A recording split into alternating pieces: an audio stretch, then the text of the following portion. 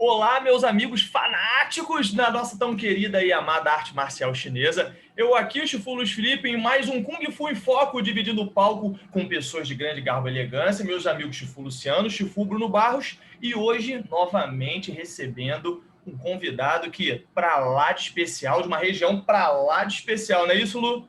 É isso mesmo. Hoje, tirando esse friozinho que está aqui em São Paulo, hoje vamos falar com um rapaz que mora ali na ensolarada ponta do Nordeste. Não é isso, Bruno?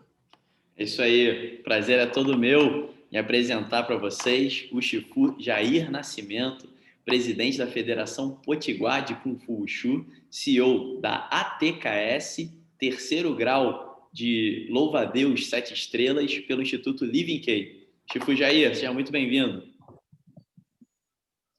Obrigado, eu que agradeço a oportunidade e estou à disposição para responder as perguntas. E vamos lá. Pessoal, para quem ainda não se inscreveu no canal, se inscreve no canal, ativa as notificações para estar por dentro de tudo que está acontecendo por aqui. E como sempre, eu iniciando as perguntas e, mestre, nós temos um grande panorama, né, no Kung Fu nacional, muito voltado a Rio de Janeiro e São Paulo, né, são regiões muito fortes, até pela questão da mídia, muita mídia em cima dessas regiões. Eu queria que o senhor comentasse um pouquinho como é o Kung Fu na sua região. Bem, o Nordeste é uma região que fica bastante distante da região Sudeste, é onde fica mais o foco do Kung Fu. Você tem ideia? Para mim poder me formar, eu tive que morar em São Paulo um tempo, 1999 isso, comecei a treinar em 1987 e fui para lá. Então aqui não tinha como a gente se graduar, não tinha pessoas qualificadas para isso. Aqui o trabalho com o Kung Fu aqui ele vem crescendo, né? Ele está o tempo todo em fase de crescimento. Talvez a visão do nordestino, né, para o Kung Fu ainda seja um pouco aquela visão ainda não tão clara, né, do que essa modalidade significa, do que ela representa. Mas as federações existem, a gente trabalha bastante, nós trabalhamos muito para divulgar. Tem pessoas ainda aqui que não sabem o que é Kung Fu.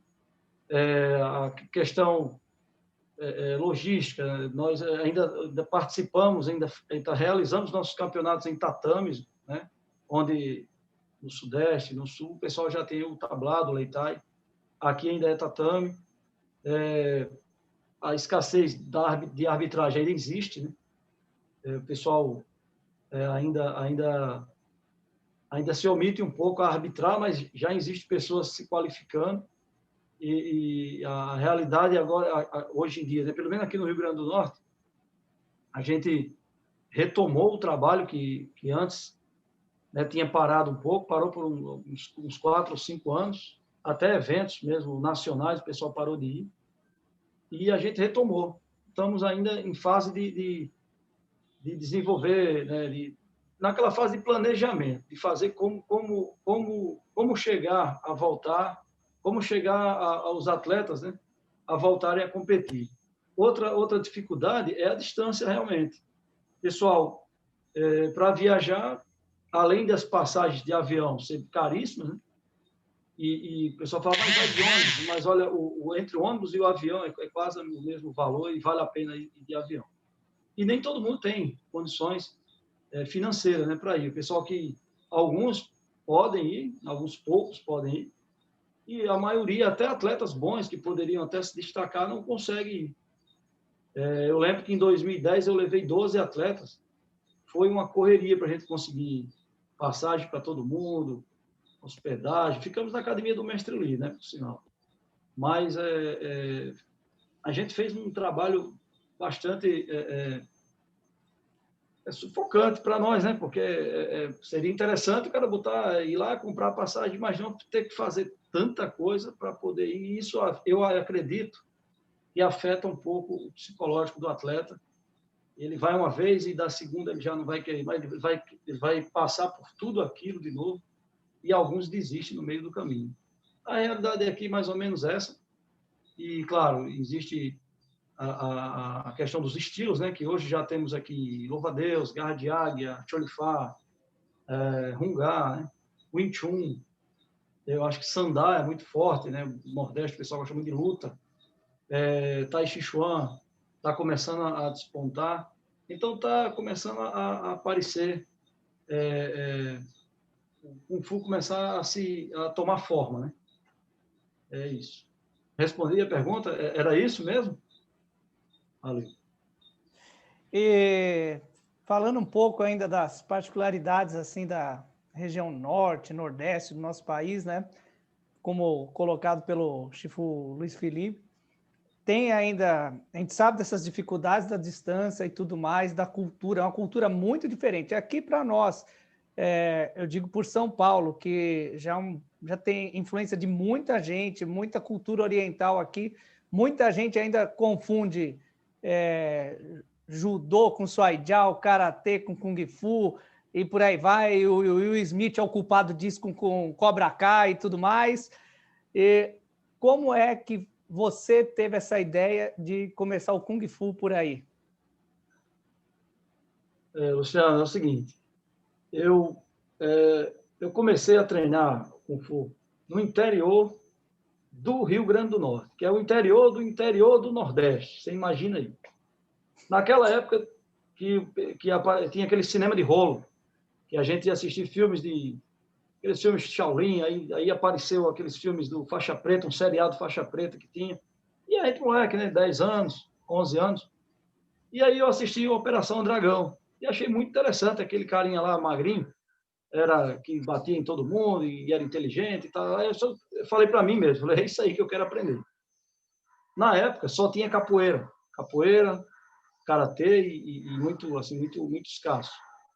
Então eu fui procurando, aí encontrei um amigo de uma cidade vizinha que ensinava um estilo de Kung Fu, mas não era assim, não é bem aquilo que eu queria, né, no momento, até porque era um estilo assim que ele tinha feito, ele tinha criado, né, baseado no que ele sabia, né? Era interessante, mas não me agradou bem. Mas aí continuei praticando capoeira, né? E daí chega um praticante Kung Fu que treinou na Associação Shaolin em São Paulo, lá do mestre Amaral, e ele veio morar, por coincidência, na mesma cidade que eu morava. Daí não deu outra. Chegou lá, pediu para puxar um treino para a gente já viu a diferença, o cara realmente tinha um conhecimento bastante amplo, né? Assim, tinha um corpo parecido com o do Bruce Lee, então aquilo chamou a atenção de nós, praticantes lá de capoeira, e a gente pediu para ele ensinar para nós aí, aquele estilo dele, né? Quando ele falou louva-a-Deus, ele falou Tonlon. O que é isso aí, Tonlon? Aí ele falou, louva-a-Deus, e pronto, ferrou. Eu sabia falar as gafanhotas, até a gente entendia, mas louva-a-Deus. Aí beleza, a gente foi treinando, apanhando, naquele tempo era diferente, né? Não tinha luva, então dava de palma no rosto das pessoas, né? Eu saía com a cara vermelha quase todo dia, tanta tapa que eu levava. E aí começou os treinamentos, mas eu achava aquilo, eu acreditava que aquilo era assim mesmo, né? O cara chegasse ensinando, eu vou agora dar um chute na sua cabeça. Eu acreditava, né? Mas ele nunca machucou, nunca nos machucou, né? Ele sempre tinha um controle muito grande. Era isso que me chamava a atenção, que ele acertava, a gente ficava marcado, mas não chegava a doer, assim, incomodava, né, um pouco. Eu costumo dizer que não pegava, a palma não pegava no corpo, mas pegava na alma de alguns, né? Então alguns desistiam no meio do caminho. E assim foi. E aí eu treinei com ele 9 anos, e aí me apaixonei pelo Kung Fu, achei muito interessante e queria ser faixa preta. Aquele sonho de menino, eu quero ser faixa, eu vou trabalhar, viver minha vida, mas eu quero ser faixa preta disso aí. E ele falava muito do mestre Lee, o nome dele é Geraldo, né? O que eu considero o meu primeiro Sifu, e depois dele eu considero o mestre Lee Vinkei, né? Teve outros que eu passei também, mas os dois que mais me ensinaram foram esses dois aí. Aprendi algumas coisas com os outros, mas esses foram primordiais, né? Para que eu tivesse uma formação que eu tenho, né? No Kung Fu. Se não fosse ele, talvez eu não estivesse aqui, se não fosse o mestre Lee também.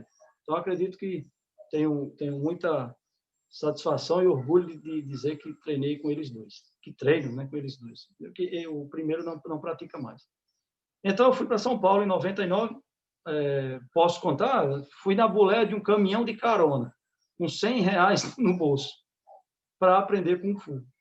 Cheguei lá, conheci a Academia do Mestre Amaral e lá comecei. Com o passar do tempo, eu passei, acredito que foram em torno de 6 meses em São Paulo, já era casado, então precisava voltar para tomar conta da família, voltei, e daí comecei o trabalho. Comecei o trabalho e fui dando aula e fui explicando. Participei de alguns campeonatos em São Paulo para me ver. Eu também sou técnico em administração, então eu tinha aquilo me dava uma visão ampla de um negócio e não só de uma luta. Eu sempre vi Kung Fu como arte marcial, mas também como um negócio, que você pode viver disso aí, né? E eu apostei nisso. Então, quando eu voltei, eu comecei a dar aula, né? E muito pouquinho, eu parei e fui trabalhar. Aí um amigo meu da Polícia Civil daqui do Rio Grande do Norte, muito amigo de infância, falou: ó, vamos treinar. Ele era faixa preta de karatê. E lá a gente treinando, ele, pô, ensina esse negócio aí pra gente aí, cara, é legal e tal. E daí foi indo, e veio outro, daqui a pouco tinha 10, 15, 20, e aí? Aí eu fui aluguei um salão, né? E aí a gente começou o trabalho e a TKS, ela começa aí, né? Ela inicia a ideia da Associação Tradicional de Kung Fu Shaolin, ela vem dessa parceria com esse meu colega da Polícia Civil, que hoje ele acho que mestre de karatê já, mas praticou bastante tempo comigo. Eu tratava mais como um colega de treinamento do que um aluno, até porque quando tem um amigo, né, fica difícil você desvencilhar muito essa ideia de aluno, discípulo, né? Então, trabalha mais com amigo. E depois, futuramente, veio a ideia de montar a federação, que aqui não tinha atletas competindo fora, e eu sabia que tinha muito campeonato de São Paulo, tinha muitas competições que o pessoal daqui poderia participar. E daí eu comecei a elaborar o estatuto. Quem me ajudou na época foi o mestre Paulo Silva, o mestre Paulo Silva, hoje do Rungá, né? Então, ele deu uma força bastante, mandou o estatuto para mim, e futuramente eu levei ele, trouxe ele aqui em Natal, e ele deu um curso de arbitragem, e arbitrou o evento, e daí começou a federação. A federação foi desde 2003, a federação, esse campeonato que ele veio foi 2000. E a gente conseguimos trazer Paraíba, Pernambuco para cá, Ceará, e aí a coisa foi indo, pronto. Aí tomou uma dimensão interessante e a gente começou a fazer trabalho de formação de instrutores. A gente formou alguns faixa preta de Louva-a-Deus, da Garra de Águia, né? E professores de Sandá, pessoa que a gente qualificava, né? Falo nós porque não era só eu, era um grupo que qualificava o cara, né, segundo o nosso conhecimento, para que ele pudesse dar aula no interior dele, na cidadezinha dele lá. E aí a gente só cobrava a filiação deles, era só participar dos campeonatos. Só. Participou do campeonato, estava afiliado. E o treinamento era feito, era presencial. Normalmente eu ia até a cidade deles, ou outras pessoas iam também.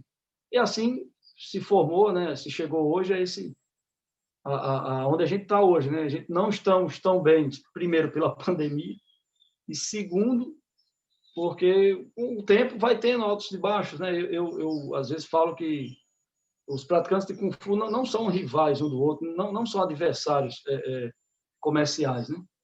O cara que quer treinar um estilo, treina outro, às vezes ele vai, não gosta, é normal, ou então não se identifica.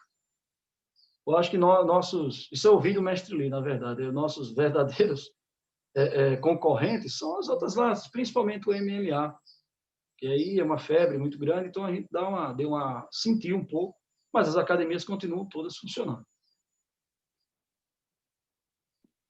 Chifu, você já chegou a citar, né, alguns dos estilos que têm representação aí. Eu queria, como, né, o senhor é presidente da Federação Potiguar de Kung Fu Wushu, queria que o senhor me dissesse, então, na federação, quais são os estilos que hoje têm representação, né, e quais grandes mestres também estão sendo representados aí? Olha, nós temos o Garra de Águia, da linhagem da Lili Lau, tem o Garra de Águia da linhagem do mestre Living Kei, o Cholifá, do Sifu de Paula, né, do mestre de Paula, que é o professor Marcondes Brasil, O da Lililau é o Cifu Erickson Girley. E temos aí tem o Louva-a-Deus, né, que é comigo. Eu tenho um aluno também que é professor Marcones. Rapaz, basicamente, a federação é composta por esse pessoal aí. Nós temos outras academias, mas não são filiadas. São colegas nossos, são amigos, mas não são filiados. Aí sim, temos o Rungá também, do professor Valdir. Não é o Valdir de São Paulo, é Valdir daqui. Ele é professor de Rungá e ele dá aula também, e é filiado também à federação. Pessoal, recebendo aqui hoje Chifu Jair Nascimento. Se você ainda não se inscreveu no canal, se inscreve no canal, ativa as notificações para estar por dentro de tudo que está rolando por aqui.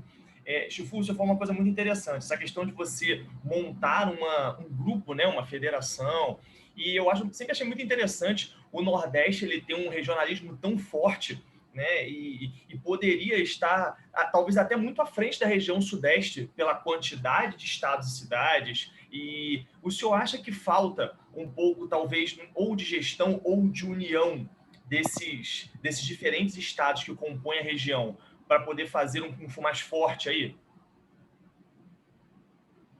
Olha,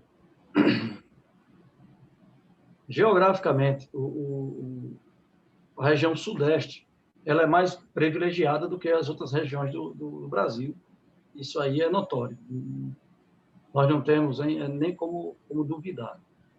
Eu acredito o seguinte, que eu não estava presente, né, quando foi criada as federações, a primeira confederação, enfim, mas acredito que poderia ter sido feito políticas dentro das confederações mais interessantes, porque é óbvio, aí eu vou falar algo aqui que pode soar mal, mas eu vou falar assim mesmo. É óbvio que o cara, olha, a pessoa mora em São Paulo, né? Eu estive aí várias vezes. Aí pega lá o metrô ou vai de carro até o ginásio Bebarione, ou então o Ibirapuera, ou outro, né? Enfim. Mas sai de casa, ali no horáriozinho, chega lá, tranquilo.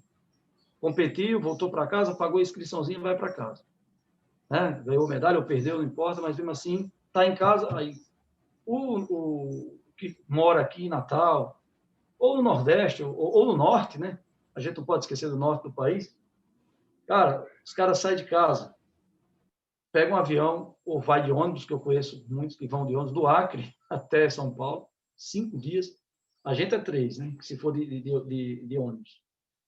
Enfim, vai de avião, gasta uma grana, chega lá, se hospeda no hotel, tem que pagar comida, enfim. Aí daí vai competir, paga a inscrição, daí se perdeu, ferrou, o cara volta para cá sem nada, né? E aí você vê toda a logística para se competir, né? Num evento onde o paulista, né? Ou, vamos lá, o carioca, que é vizinho, né? O pessoal do Paraná, enfim, é mais fácil ir. Tá? E nada contra, porque é simplesmente geográfico. O Kung Fu seria a mesma coisa se fosse forte aqui, né? E seria dificuldade para vocês virem para cá. Mas aí eu falo de planejamento. Muitas vezes eu tenho umas ideias assim que não são muito bem-vindas. Que eu acredito que as inscrições de competição, pelo menos algumas, né, não deveriam ser cobradas. Né? Por exemplo, as confederações poderiam fazer algum tipo de vínculo, né? alguma permuta, enfim, com empresas de avião para baratear ou ficar correndo atrás disso, né? Para até para tentar fazer com que todo o país consiga pelo menos um pouco mais de igualdade, né? Ou trazer os eventos para os estados mais distantes, como, por exemplo, aqui no Nordeste, o Ceará é muito forte, já veio 3 vezes o brasileiro para cá, e o Maceió já fez também o Norte-Nordeste, e a gente também já fez aqui uma vez. O número de atletas é muito grande, né? Porque concentra muito aqui. Aí você já percebe que o número de atletas do Sul e Sudeste é muito pouco, diminui muito, é basicamente a mesma coisa. Então, eu acredito que tem como fazer, tem como dar um jeito. Eu sei que é difícil, que a gente sempre opta pelo mais fácil, pelo aquilo que está funcionando até hoje, então deixa assim. E também acredito que o pessoal daqui das nossas regiões precisa se qualificar mais, treinar mais, né? Procurar se envolver mais com a parte política, procurar se formar para dar umas boas aulas, tá? E assim formar bons atletas. Mas ainda a dificuldade ainda vai ser a viagem. De todas as dificuldades que eu vejo o pessoal aqui passando, e olha que eu estou na frente da federação desde 2003, eu parei em 2015 para fazer faculdade, saí, desculpe, 2012, parei. E voltei em 2016 e a mesma coisa. Eu ouço isso o tempo todo. O campeonato, vamos lá para o Maceió. O aluno fala, mas eu não tenho dinheiro. Meu pai não pode, eu não consigo. Aí a gente tenta ver algum meio, alguma coisa. Às vezes nem vai, às vezes a gente consegue. Né? Às vezes eu e os outros entram mesmo para ajudar e consegue levar. Mas São Paulo, Paraná, eu tive em Santa Catarina 2019, foi eu e mais mais 4 alunos, só conseguiu eu e 3. Aí chegou um na frente, chegou outro atrás, eu peguei avião até São Paulo desci para lá, e o que não foi problema de passagem, né? E no total tinha 20 na equipe, só conseguiram, no final, 4 conseguiram fazer a inscrição e só 3 chegaram até lá. Isso representa bem a dificuldade do pessoal daqui. É complicado. As distâncias, elas às vezes aqui no Brasil acabam dificultando isso, né? Nós não temos políticas nem no sistema profissional, quanto mais no nosso, que é praticamente amador, né? Verdade. Mas mudando um pouquinho aí de assunto, é a hora que o Luiz Felipe abre aquele belo sorriso para as minhas perguntas fora do contexto do Kung Fu, mas ligados ao Kung Fu, né? Como é que é a parte de cultura aí e essa história dessa Nova Amsterdã, desse filme Nova Amsterdã, mestre? Conta um pouquinho para a gente. O Rio Grande do Norte, ele no tempo historicamente falando, né, a Holanda, os portugueses vieram para cá, os holandeses vieram e tomaram essa região que hoje é Natal, o Rio Grande do Norte, e um pouco da Paraíba. Eles tomaram, né, e invadiram, e os portugueses tiveram que ir embora. Acho que no século XVII, se não me falha a memória, ou século XVIII. E eles chegaram aqui e Natal, eles trocaram o nome dessa cidade para Nova Amsterdã, né? E estava indo muito bem, até os portugueses se juntarem com os índios e retomarem a cidade.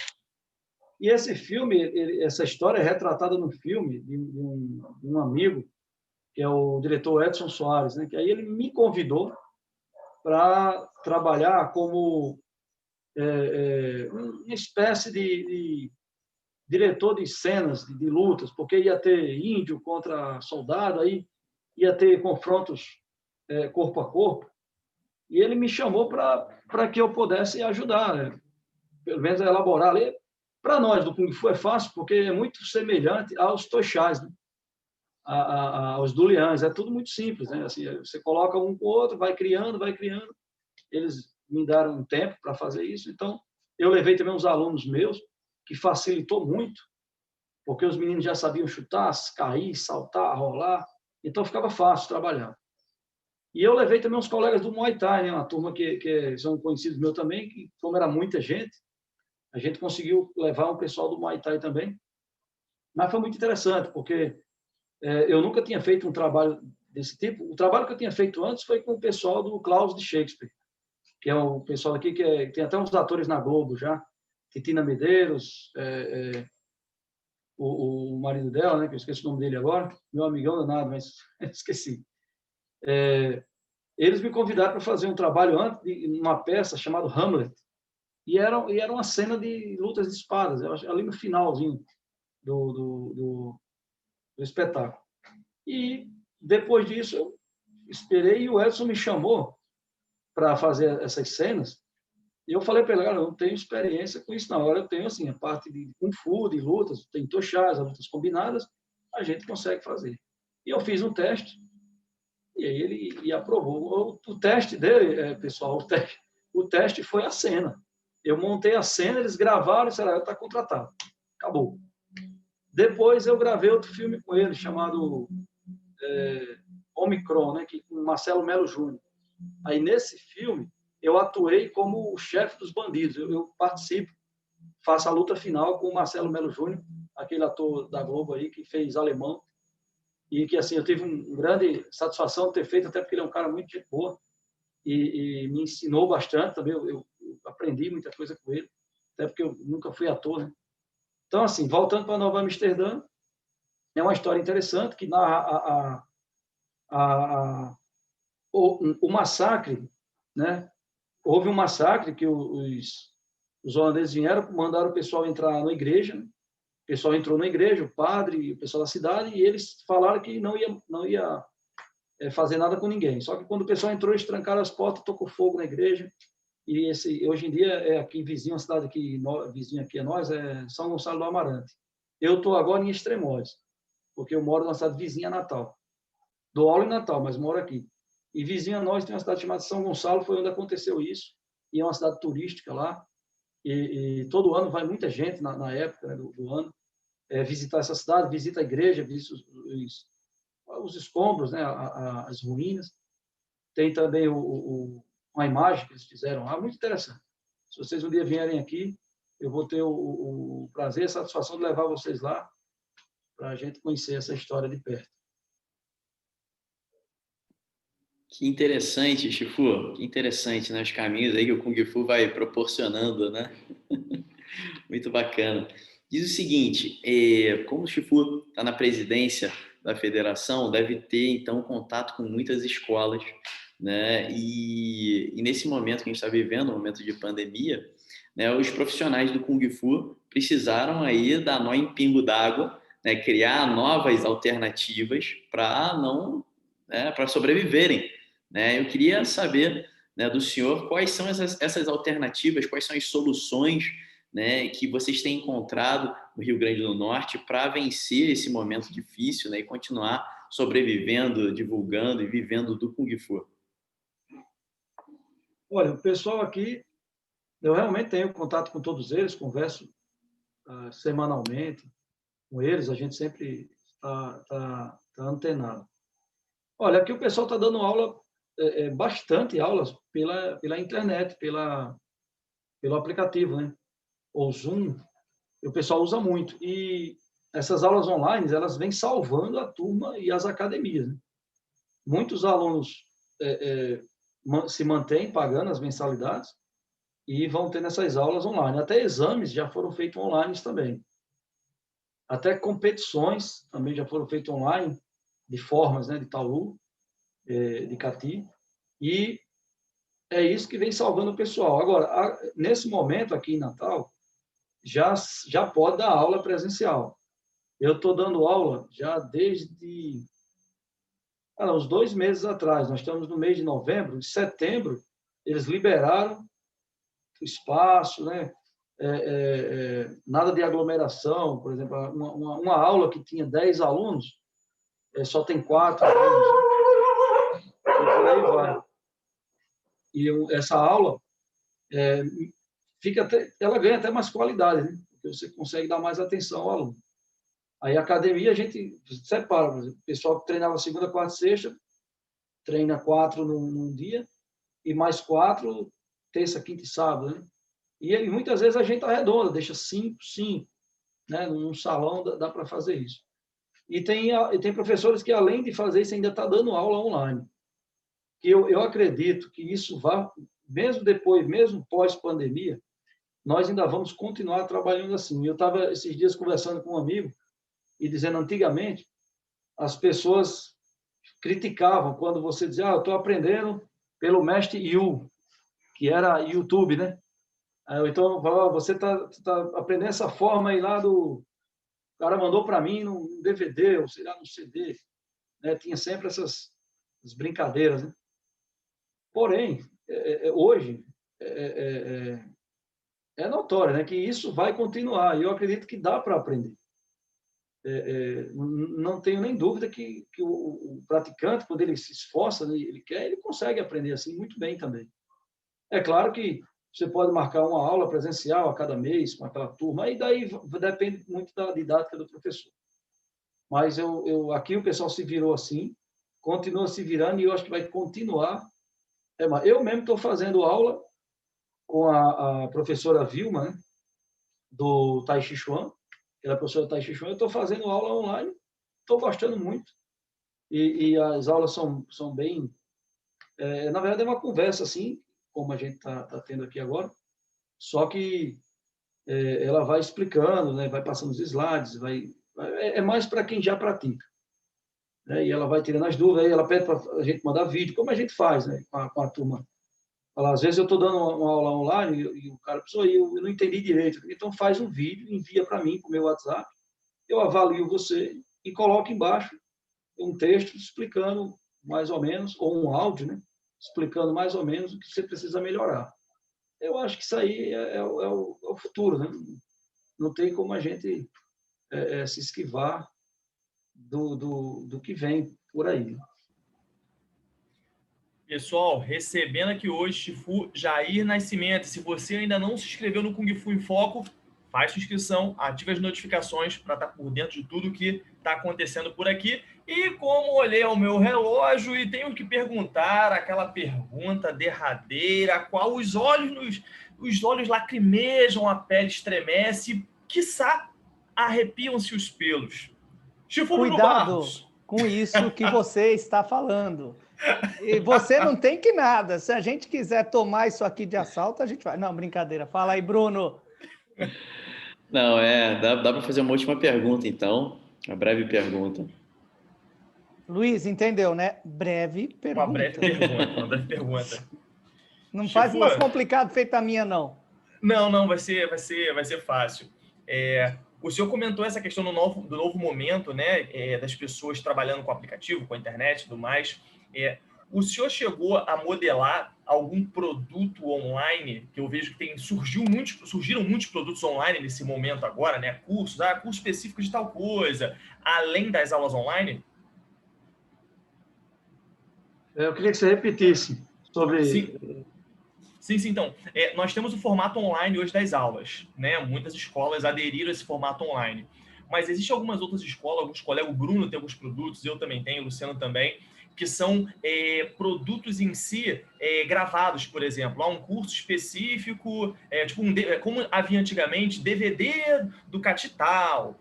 Então, hoje nós temos alguns. O senhor chegou a modelar, a montar algum material do tipo? Não, eu fui convidado. Olha só, tem um aluno na Paraíba, né, que representa, é um representante nosso na Paraíba, e ele me chamou, ele montou um cenário na casa dele lá, e eu fui passar lá uns 3 dias para gravar uns vídeos, que era justamente para isso, e para a gente colocar numa dessas plataformas, né? Hotmart. E, rapaz, eu viajei bem na época da pandemia. E quando eu cheguei lá, eu cheguei meio febril, e daí comecei a ficar meio fraco, comecei a treinar lá com ele, me sentindo mal, e aí não deu outro. No outro dia eu voltei para Natal, né? Cheguei em casa, era Covid mesmo, eu não sentia mais cheiro nem gosto, me isolei. Pronto. Isso aí é a minha... Não deu certo, mas a gente foi para fazer isso, para fazer os vídeos. Aí em casa, eu continuei gravando, mas parei, eu não dei continuidade. Mas aqui mesmo, em Natal, eu acredito que 1 ou 2 praticantes fizeram. Eles fizeram uma modelagem, né? Eles acho que venderam um curso, eu acho que era era um de defesa pessoal e o outro técnicas de desarmamento, alguma coisa desse tipo. Acho que foi um amigo meu do Krav Maga, na verdade. Então, assim, eu não fiz, né? Penso em fazer, eu tenho uma ideia de montar uma série de vídeos, tipo uma sequência de técnicas do louva-a-Deus, né?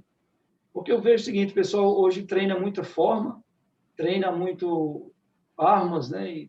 Mais visando competição. Mas, antigamente, quando eu treinava, a gente treinava aqueles 8 princípios, e aquilo foi se perdendo. Hoje, as academias, claro, talvez tenha deixado para os faixa preta fazer, mas isso é interessante, eu acho que isso enriquece um pouco, né? Eu cansei de ouvir, hoje eu não ouço mais isso, mas antigamente, porque o Kung Fu não presta para defesa pessoal. Eu falava, claro que presta. Vai depender muito do objetivo de cada pessoa, né? Então, assim, a minha ideia era essa, era colocar uma série de vídeos explicando alguma coisa sobre isso, enfim, o que eu puder aprofundar, eu vou fazer. Mas essa série de vídeos eu acho que vai ficar agora para o final do ano. Eu acho que mais ou menos serão 8 vídeos, né? E aí essa é uma ideia. Ainda está no papel, não tenho certeza não. Mas não cheguei a fazer ainda, mas penso em fazer. Isso aí eu vou fazer, sim. Então, já vou me despedindo aqui, agradecendo muito ao Shifu Jair Nascimento aí pelo tempo e esclarecer aos nossos telespectadores, nossos assinantes do canal, que o único produto que eu inventei nessa época aqui para vender, como disse o Luiz Felipe, foi Jequiti. Mas é só isso. Não é isso, Bruno? Shifu, muito obrigado. Sua história nos inspira muito, né? O fato de você ter passado por tanta dificuldade e hoje não só, né, trabalhar com Kung Fu, mas trabalhar organizando, né, toda o Lean, né, a comunidade do Kung Fu aí no estado. Sim, parabéns por isso. E fico, então, aqui desejando, né, com votos aí para que vocês saiam desse momento bem fortalecidos aí no estado, tá? E, mais uma vez, agradeço a sua participação. Eu que agradeço, né? Quando o Luciano entrou em contato comigo, eu logo me prontifiquei a participar, né? Eu sou muito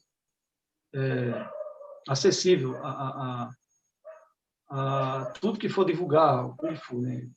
Eu sou bastante... Eu gosto muito disso. Você me desculpe aí, meu cachorro de vez em quando dá uma... Isso aí eu queria perguntar, assim, qual é o nome dessas feras aí para os nossos assinantes saber o nome dessas feras aí? Rapaz, meu cachorro é o Rafa. É o Rafa, em homenagem ao Rafael do Tartaruga Ninja. E ele, a cada salto aí, vocês estão ouvindo ele pulando, ele pula, eu vejo ele pular o muro.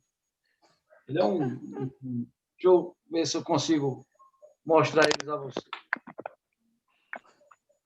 Inédito, hein, gente? Hoje nós vamos conhecer o Rafael das Tartaruga Ninja. Olha ele lá, ó. Direto do Nordeste.